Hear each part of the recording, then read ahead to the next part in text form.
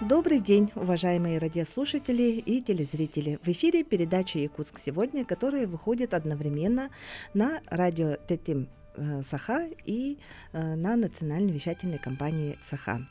У режиссерского пульта Мария Новгородова и Николай Слепцов, у микрофона ведущая телепередачи Любовь Саровацкая.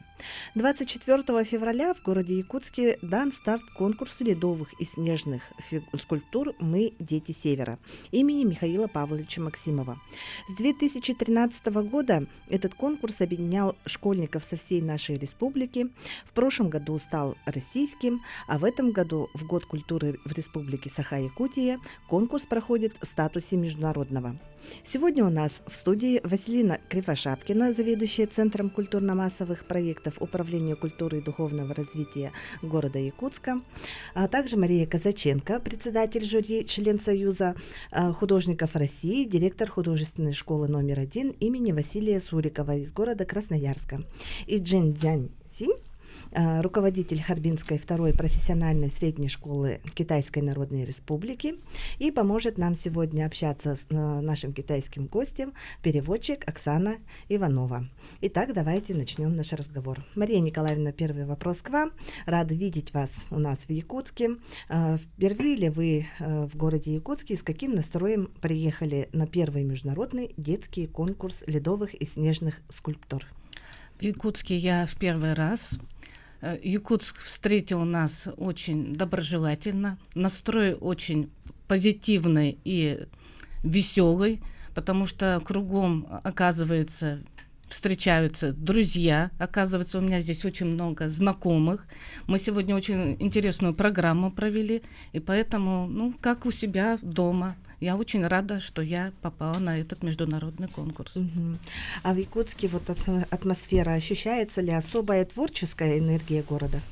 Да, вы представляете, настолько радует вся эта ситуация, потому что даже погода сегодня показала такое чудесное состояние, что только остается порадоваться за ребят, что природные условия за них, и что у них будет прекрасный настрой выполнить свои творческие работы. Действительно, погода у нас сегодня радует, прямо весеннее солнышко, хотя буквально в пятницу у нас были 40-е морозы. Василина Васильевна, расскажите, пожалуйста, об истории конкурса и почему именно в этом году конкурс имеет статус международного. Начиная с 2013 года мы на базе детской художественной школы приняли решение провести первый детский конкурс по ледовым и снежным скульптурам. И у истоков и идейным вдохновителем был Михаил Павлович Максимов, который в тот период являлся директором детской художественной школы.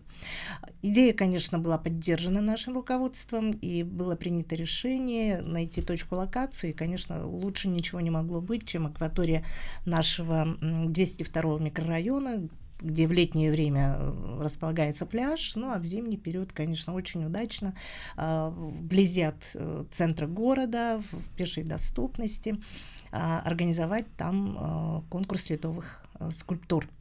Почему именно дети? Потому что на тот период уже конкурс среди взрослых, он уже проходил под тем же названием «Бриллианты Якутии».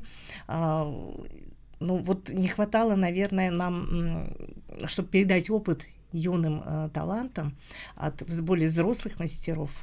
Наверняка с этой целью мы решили провести первый конкурс. Желающих было очень много, и, в общем-то, к нам присоединились сулусов, наши коллеги, учащиеся, и, в общем-то, мы на тот период уже поняли, что надо границы расширять, и надо уже с республиканского конкурса каким-то образом дорасти до российского, может быть, даже регионального. И мы уже в прошлом году убедились в том, что мы поставили правильную цель, и уже о нашем конкурсе знают во многих регионах, и не только. Я хочу сказать, что как детский конкурс по ледовым и снежным скульптурам, он единственный во всем мире, аналогов нет в мире. И, в общем-то, поэтому, являясь флагманами, зачинщиками, мы уже замахнулись на статус международный. И в этом году, в связи с участием команды из Китайской Народной Республики, мы уже в статусе международного конкурса. А сколько команд в этом году принимает участие? Из каких регионов приехали? Да, в этом году принимает участие 15 команд, 7 команд из города Якутска, это в основном учащиеся детской художественной школы и Якутского художественного колледжа. Принимают участие 4 команды из Улусов, из Татинского, Хангаласского, и 3 команды из регионов, из Красноярска, из Новосибирска, из города Хабаровска, и 1 команда из Китайской Народной Республики, из города Харбин. Мгм. А вот конкурс называется «Мы дети Севера», да? Хотя принимают участие не только вот северные регионы. Вот почему вот выбрано название именно такое «Мы дети Севера» и тематика нынешнего конкурса? Ведь, насколько я помню, вот зима начинается с Якутии, взрослый конкурс был посвящен, по-моему, сказкам народов Да, мира. да. Мгм. Ну, смотрите, когда мы начинали этот конкурс в 2013 году, в основном были участники наши с республики, из города. И, в общем-то, проживая в таком регионе, в арктической зоне, мы задавались целью как бы воспевать природу нашего северного края, да, и отталкивались всегда по тематике что-то связанное с севером. Но поскольку границы наши расширяются, и участники к нам присоединяются и желают принять участие уже из других регионов, но, тем не менее, в общем-то, они близкие нам и по духу, по состоянию, и территориально, потому что в основном, получается, это и Дальневосточный регион, и Сибирский, да, федеральный округ. Поэтому, в общем-то, и там зима, и у нас зима, в общем-то, похожие условия, конечно, у нас более суровые, но я думаю, что и наши гости, в общем-то, иногда испытывают такие большие перепады температурные. Вот, поэтому мы решили сохранить в целом название, потому что название было дано еще при Михаиле Павловиче Максимове. Вот, и поскольку организатором являемся мы, Управление культуры и духовного развития города Якутска, окружная администрация и Ледовый парк «Северное сияние», в общем-то, мы решили не менять название в целом конкурса, но темы и конкурсных работ мы можем варьировать. Мгм. Уважаемые телезрители и радиослушатели, я напоминаю вам, что мы работаем в прямом эфире. Вы можете задать интересующие вас вопросы по нашим телефонам 32 00 66 и 32 11 66. Господин Дзясинь, я знаю, что вы не в первый раз в городе Якутске. Я знаю то, что вы принимали участие в фестивале «Зима начинается с Якутии». Скажите, каков уровень мастерства у детей и отметили ли кого-нибудь из участников? 说一说，您觉得这次竞赛的参与者的水平怎样？然后有没有什么突出的参与者？这次的比赛水平还是比较高的，突出的作品还是很多的。Все конкурсанты проявляют очень высокий уровень мастерства, и вообще конкурс сам на очень высоком уровне проходит, и все скульпторы, их скульптуры тоже мне очень понравились, говорит господин Джан. Мгм. А сколько детей-участников приехало поучаствовать в данном конкурсе?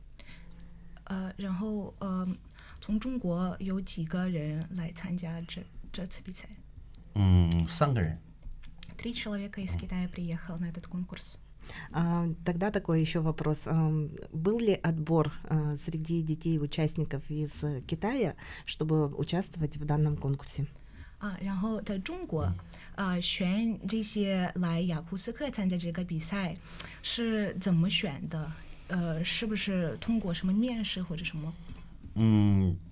实际来讲，我是受咱们政府的邀请，受这个大赛的邀请，过来的。 就是没有什么在中国学生中的比赛， 没有选拔，就直接邀请过来的。 Господин Джан говорит, что они получили, и что они очень рады, что они получили официальные письма пригласительные. Ну и как такового прям конкурса строгого отбора не было. Они выбрали вот хороших представителей и с ними приехали. Господин Засинь, вот Харбинский международный конкурс ледовых и снежных скульптур знаменит во всем мире. Планируете ли вы такой конкурс проводить среди детей? Ну, так как сейчас мы являемся, город Якутск, первооткрывателями, такого конкурса аналогов в мире нет. Будет ли такое подобное в Китае? 然后我们知道哈尔滨的冰雪大世界是世界上最大的类似的比赛，是的。有没有这种举办儿童的比赛的计划在中国？其实关于儿童的比赛，哈尔滨一直都有。但是它是面向地区性的，它不是国际性的。在2020年之前曾经有过中国哈尔滨国际青少年冰雕比赛，但后来因为疫情搁置了之后，到现在没有启动，但是这个比赛还有。我也希望这个比赛能够再重新办回到国际的形式，能够吸引更多的国际的小朋友来到哈尔滨参加这个比赛。На самом деле в Харбине у нас тоже есть свой местный конкурс для детей. И вот, к сожалению, до коронавируса мы планировали тоже провести такой международный формат этого конкурса. И вот надеемся, что наши детские конкурсы тоже перерастут на международный формат, чтобы ребята со всех стран, с России могли прийти в Харбин и проявить свое мастерство. Уровень китайских скульпторов тоже очень высок. Вот не имея снега, льда, как удается мастерам оттачивать свое мастерство, и имеют ли китайские традиции именно в скульптуре мастерства, да, и чем они отличаются от якутских традиций? 然后来比较中国和俄罗斯，中国的冰雕大师和俄罗斯的冰雕大师，他们艺术有什么区别？然后他们怎么提高自己的水平？中国的冰雕师跟俄罗斯的冰雕师有一个共同的特点，就共同的特点是，都喜欢去做民族的东西，На самом деле у нас есть одно общее сходство, которое отличает китайских и российских мастеров от мастеров из других стран, что мы очень любим в своих скульптурах показывать наши национальные традиции, да, колорит. 还有就是在哈尔滨，我们好多的学校会在冬天的时候为学生进行一些冰雕的培训，这个也将来会纳入到我们的课程里。И в художественных школах у нас в Харбине мы зимой, в самое холодное время, проводим специальные курсы для школьников по вырезанию скульптур из льда и снега. Это входит в программу художественных школ. Василина Васильевна, теперь вопрос к вам. Что для вас важнее в таких конкурсах? Безупречная техника или искренность замысла? Ну, мне кажется, это все в совокупности рождается, когда наши участники создают конкурсные работы, потому что без техники, наверное, нельзя воплотить саму идею определенной скульптуры, да, которые участвуют в конкурсе. Ну а без искренности, без такого душевного подхода, конечно же, где ребятам взять вдохновение и где научиться мастерству, как не у старших своих наставников, которые, конечно же, вкладывают в них и в душу, и мастерство, обучают их каким-то техникам, которые необходимы при создании очень интересных, уникальных работ. Мария Николаевна, вы, наверное, являетесь, вообще входите в состав многих конкурсов, да, из снежных и ледовых скульптур, и не только, да, во многих регионах, потому что, не только среди детей, возможно, что и среди взрослых. Как вы думаете, имеет ли потенциал вообще детского искусства пронести для других регионов? Вообще, на самом деле, идея очень хороша тем, что дети подтягиваются к профессии скульптора, и то, что они работают в команде наставников, это большое дело, потому что был период, когда у нас скульптура и скульптора отошли на второй план, и такие конкурсы, прям радует, что вот они профессию эту вытягивают, и у людей появился интерес. Очень здорово. Тогда у нынешних наших участников глаза горят. Горят. На самом деле, ребят, вот когда привезли, они спали половина, потому что, кто-то... Часовой пояс. Да. А сейчас вот сегодня была уже днем на площадке, и у ребятишек горят глаза. Это, на самом деле, это конкурс про дружбу, про творчество, взаимодействие, и то, что сейчас там творится, на самом деле это прям замечательно. Я вот всех горожан прям призываю, гостей, горожан вот посетить, потому что настолько и погода радует, и то, что делают дети под руководством своих наставников.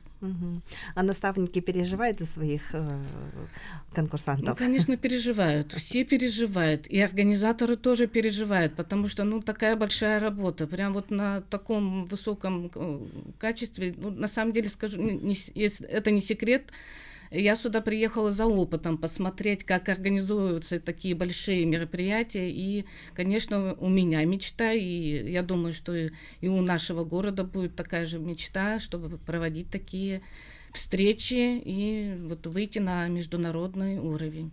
И потом ледовые скульптуры хороши тем, что прямо до самых теплых дней можно любоваться шедеврами скульптуры. Вашему региону в этом плане повезло, потому что у вас с ноября по март погода более-менее устойчива.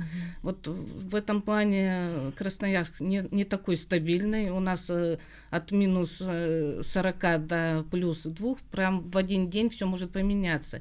И вот то, что делают у нас ребята и профессионалы, бывает так, что вот сделали, а на следующий день это все начинает плыть, и красота. И тем и уникален этот конкурс, что это вот этот фантастический мир вот здесь и сейчас, что нужно сейчас прийти, отложить все дела и полюбоваться.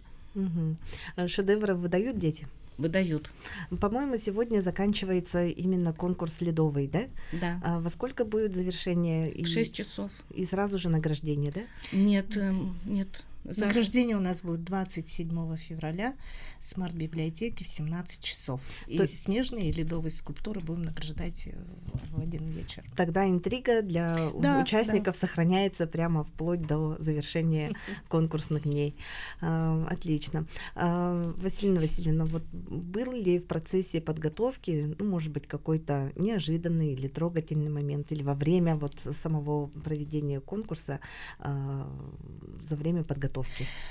Таких вот прям неожиданных или очень приятных я пока не наблюдала. Не знаю, может быть, в моё отсутствие там команды каким-то образом, не знаю, подвергаются каким-то казусам или курьезам.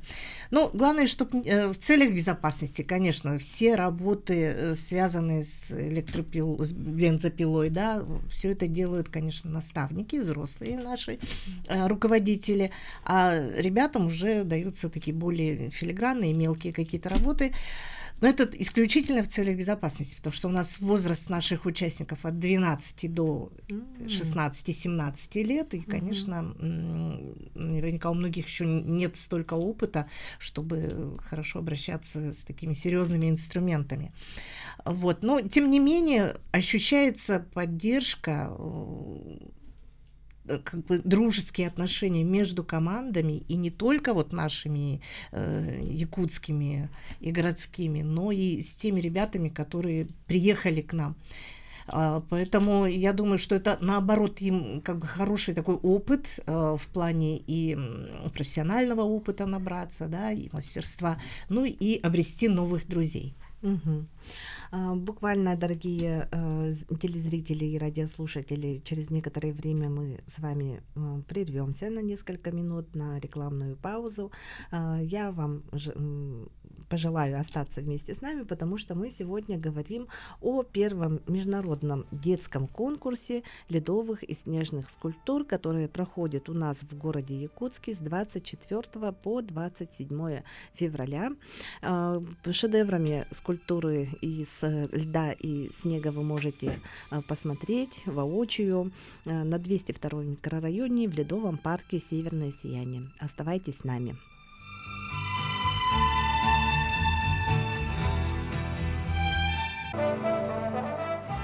Уважаемые радиослушатели и телезрители, в эфире передача «Якутск сегодня».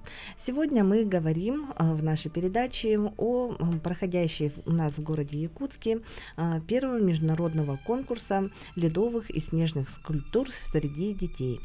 У нас сегодня в гостях Василина Васильевна Кривошапкина, руководитель, заведующая Центром культурно-массовых проектов Управления культуры и духовного развития окружной администрации города Якутска, Мария Николаевна Казаченко, председатель жюри, член Союза художников России, директор художественной школы номер 1 города Красноярска, и господин Джен Цзянсинь, руководитель Харбинской второй профессиональной средней школы Китайской Народной Республики, и помогает нам сегодня общаться Оксана Иванова в качестве переводчика.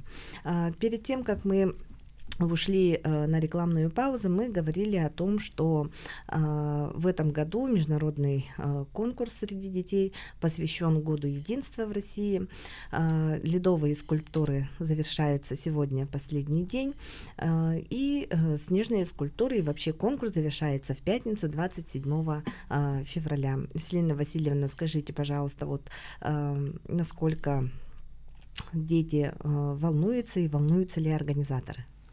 Ну, организаторы начали волноваться в первую очередь в период подготовки нашего конкурса, потому что, конечно, стояла задача, это призовой фонд, это организация проживания, питания наших участников, это транспортные перевозки, логистика, да, и в то же время мы же оплачиваем нашим приезжим командам 50% стоимости, то есть это авиаперелеты. Поэтому задач очень много стояло перед нами, и, конечно же, не без волнения мы их успешно решаем. И решали, и решаем. А насчет волнения ребят, конечно, я думаю, что в любом конкурсе, когда ты принимаешь участие, а тем более в международном, тут без волнения никак, но задача-то ребят побороть именно это волнение, выложиться на все 100% и показать результат своей прекрасной работы, чтобы затем уже, как говорится, получить заслуженные награды. И хочу сказать, что наши спонсоры сделали значительный вклад в наш призовой фонд. Это, конечно же, будут и денежные призы, это будут памятные подарки. Ребятам были выданы мерчи уже в начале, когда открытие мы провели. И в этом году мы даже, как организаторы, придумали символ нашего конкурса. Это был жеребенок, мягкая игрушка. Ну, я думаю, что участники рады, и я просто могу, да, назвать наших спонсоров, поблагодарить их. В первую очередь это генеральные наши спонсоры, топливно-энергетическая компания ЕТЭК, это железные дороги Якутии, это компания Хотуаз, которая тоже оказала поддержку нам. Конечно же, нельзя забывать про компанию Макита, это инструменты, которые ежегодно поддерживают наши два больших конкурса, связанные с ледовыми снежными скульптурами. Ну и, конечно же, наши партнеры, многочисленные партнеры, которые никогда нам не отказывают в наших просьбах, там и транспорт предоставят, и экипировку дадут. В общем-то, мы всех наших партнеров и спонсоров благодарим. Мария Николаевна, вот у нас на фестивале «Зима начинается с Якутии» среди команд в последние годы стали принимать участие женщины, и даже были команды, которые состояли только из женщин. Как обстоят у нас дела с командами среди детей? Ну, хочется отметить, что очень большое количество мальчишек. Это прям радует, что ребята подтягиваются к профессии, вместе с наставниками работают. И сейчас вот посмотрела, по-моему, у нас одна команда, которая состоит из девочек. Есть команда, где мальчик и девочка, а так в основном мальчишки. И это прям большой такой вот плюс. И я это прям, ну, как бы радует меня эта обстановка. Угу. То есть и девчонки, и мальчишки очень сильно приобщаются к искусству. Да, да. Угу. Господин Дзясинь, интересуется ли среди вот, ну, девочек из Китая, да, вот заниматься именно ледовыми снежными скульптурами, или все-таки у вас больше мальчишек?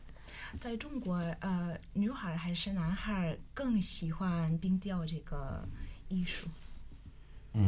都差不多，比例差不多，但是最后能从事这个的还是男孩多一些。Интересуются одинаково и мальчики, и девочки, но по навыкам мальчики, конечно, преуспевают в этом в Китае. А на ваш взгляд, все-таки вот если сравнивать конкурсантов, ну, из разных регионов вот России и, например, Китая, допустим, да, вот отношение к творчеству детей вот россиян и Китая. 然后您觉得俄罗斯学生和中国学生对冰雕的态度有没有区别？有一定的区别。就是我感觉俄罗斯的孩子更加的专注一些做这些事情，而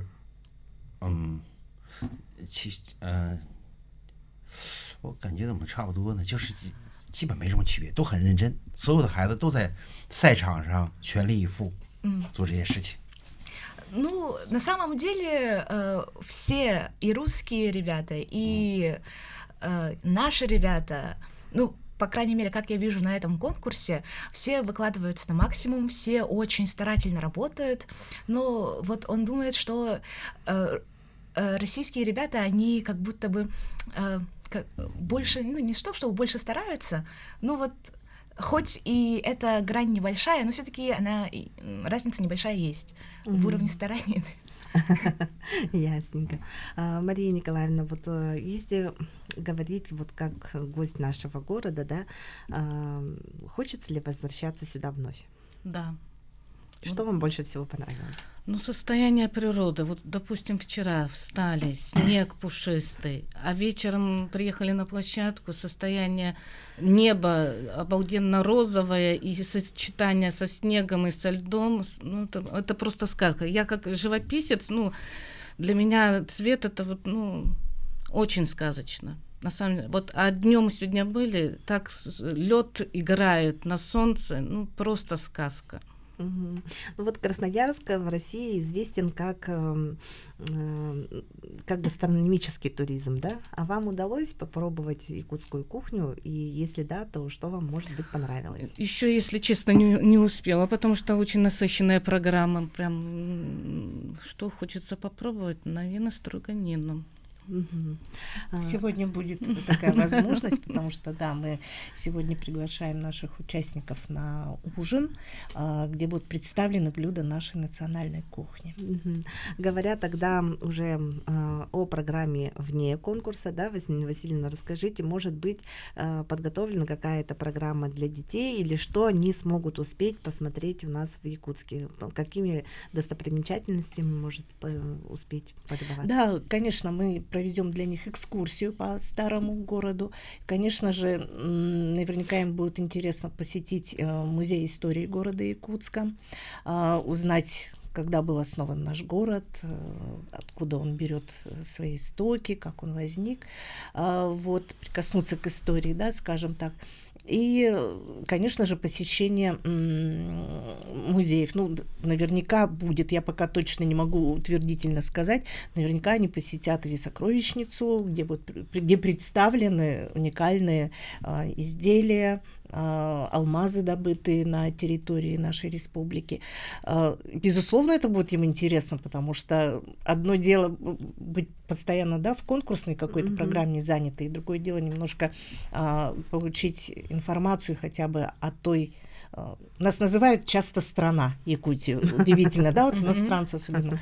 Увидеть нашу страну уже с другой стороны, узнать о культуре, о нашей прекрасной кухне. И, конечно, наши гости китайские, кстати, уже побывали в Чучурмуране, покатались на оленях, на якутских лайках. И попробовали кухню, да, насколько я знаю, если не ошибаюсь. Да, уже попробовали, очень вкусно, говорит. А что больше понравилось и что попробовали из якутской кухни? 中国菜，哎，不是中国菜，雅库菜。你们最喜欢吃什么？其实我最念念不忘的还是3年前在这吃的生鱼片。Я уже он несколько раз же приезжает в Якутск, и каждый раз он пробует строганину. Ему это больше всего нравится. Господин Дзясинь, что вы расскажете, вернувшись домой, о конкурсе и о Якутске, потому что вы все-таки немножко в другой период времени приехали в этот раз? 这次你来的是春天的时候，然后回家以后，你关于这个比赛，在中国会说什么？会就是你怎么说最好的经验是关于什么？我特别喜欢这个比赛，就是尤其是面向于青少年儿童的这样的比赛，因为冰雪艺术要发展。我们还是北方的城市，我也是非常感谢我们的少儿基金，感谢我们的组织方，能够把这个事情很快的推进到国际的这种赛事上，让我们有更多的机会来到这里，与世界的艺术家们接轨，共同的去探讨艺术的发展。回到我的国家呢，我也会极力的去宣传这个比赛，这个赛事，也更多的去希望为我们城市之间雅库茨跟哈尔滨城市之间的这个友好的交流吧，多做一份贡献。Во-первых, мне очень нравится формат конкурса для детей.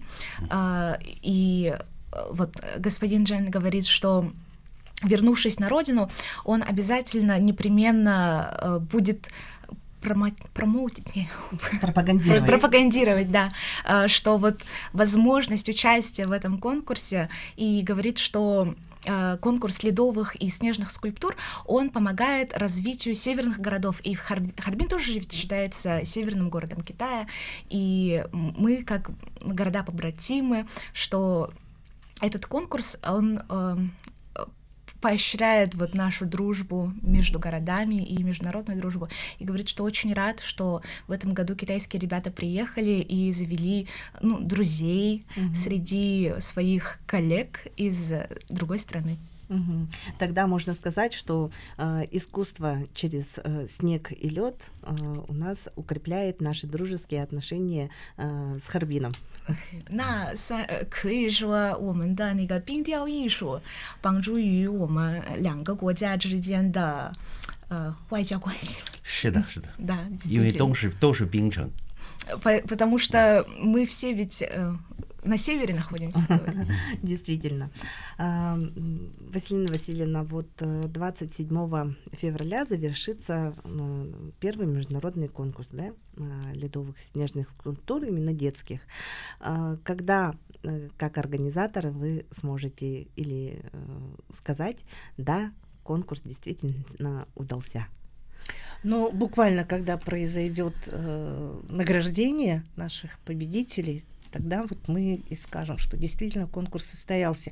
Но я хочу сказать, что мы уже как организаторы, да, получили признание не только вот благодаря детскому конкурсу, который стал первым международным. Наши бриллианты Якутии, вот большой конкурс в рамках фестиваля «Зима начинается с Якутии», он уже давно перешагнул за рамки вот территориальные, как российский, региональный конкурс, он уже международный, если мне не изменяет память, с 2014 года, потому что наших скульпторов приглашали на Олимпиаду, на подготовку определенных локаций на Олимпиаду в Сочи.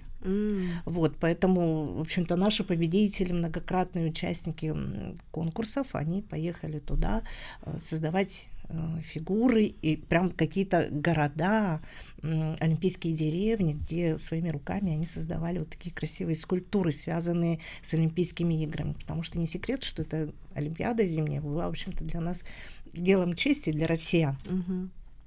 Потому что мы долго к этому шли, и не получалось никакой возможности провести после Олимпиады 80-летней, провести Олимпиаду на территории России. Вот. А еще большим доказательством стало то, что мы, в общем-то, в правильном направлении развиваемся и двигаемся, стало то, что именно из Якутии, не из другого региона, пригласили в состав членов жюри нашего эксперта. Была Полина Иннокентьевна Левина, которая приняла участие вот в этом году, в январе месяце, в Харбине, в конкурсе ледовых и снежных скульптур в качестве эксперта и члена жюри. И ее продолжают приглашать, и я даже знаю, что она поделилась со мной. Она сказала, что ее даже предлагали на полгода для подготовки следующего конкурса. Прям на полгода проживать там всей семьей. Но она решила отказаться в пользу семьи и нашей совместной работы. Поэтому, конечно, наверняка не каждому предложат именно на таких условиях принять участие и поработать в составе организаторов. Ну вот нашу передачу, я уверена, смотрят, многие родители, да, если вдруг ребенок заинтересовался или хочет, например, заниматься именно вот скульптурным делом из-за льда и снега, вот где они могут заниматься? Вот в городе Якутске. У нас это на базе детской художественной школы имени Ким, которая находится по Ярославского, 27. Ежегодно проводится набор. Есть отдельные там направления именно народные промыслы, где дети обучаются создавать своими руками поделки из дерева, из кости мамонтовой, из других, твердых материалов, и являются участниками нашего конкурса детского. Кроме этого, более взрослые ребята, если они для себя определят направление работать художниками, косторезами, промысловиками, то, пожалуйста, уже на базе Якутского художественного колледжа можно обучиться этой профессии. А есть ли среди наставников нынешнего конкурса мастера, которые принимали участие в «Бриллиантах Якутии»? Да, конечно, они являются действующими педагогами и национальной художественной, нашей детской художественной школы и Якутского художественного колледжа. Они же являются и наставниками, и педагогами, и руководителями, и участниками. Тогда у них, наверное, прямо тройное волнение, да? Да, конечно, потому что они каждый год, когда готовят ребят, либо своих уже более взрослых коллег, конечно, им приходят... Они всегда говорят, у нас подготовка занимает 9 месяцев. Вот сколько у нас месяцев холодно, столько времени они готовятся. Уважаемые гости, я вас благодарю за участие в нашей передаче. Уважаемые горожане и гости столицы, я вас приглашаю на 202 микрорайон в Ледовый парк «Северное сияние», где вы воочию сможете увидеть, как сотворяются шедевры скульптуры изо льда и снега, буквально до 27 февраля. А так у нас Ледовый парк работает до середины марта, до конца марта даже. Я вас благодарю. Я с вами прощаюсь до следующей недели, до следующих встреч в эфире. С вами была Любовь Сыроватская.